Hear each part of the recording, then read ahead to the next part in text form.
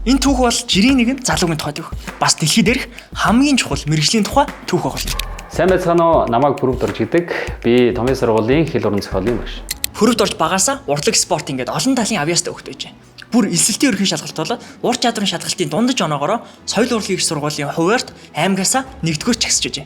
Гэхдээ дуучин болох мөрөөдөлтөй өөр олон төрлийн авьяастай түүнд нэгэн сонин зүйл тохиолдсон. Монгол Улсын босрлын сургуульд профессор ажилладаг Хамаатны ах нь Урсын баруун хязгаарт гэртэн зочилсон явдал байлаа. Ах нь түүнийг монгол хэлний эсэлтийн ерөнхий шалгалтын өндөр оноотойг нь мэдээд хэл шинжилгээний ангийг санал болгожээ.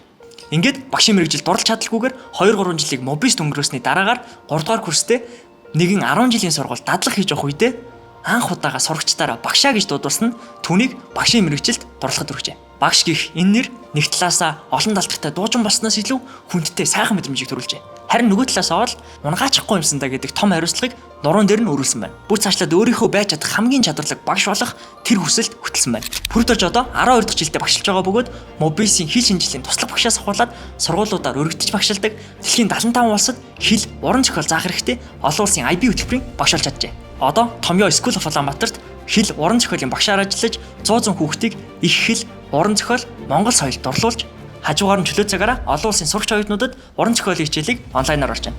Сүүлийн жилүүдэд багш мэргэжлийн үнэлсэн их унсан.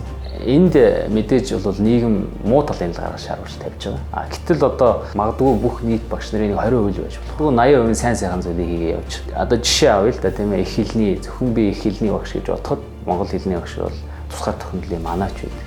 Хэл соёлоо түгээн дэлгэрүүлэх, үндэстэн гэдгийг авч үлдэх. Энэний төлөө хийж байгаа зүйлсээ тэр хувьсгалын увсын сумнууд дээр ажиллаж байгаа зөндөө сайн багш нар байна.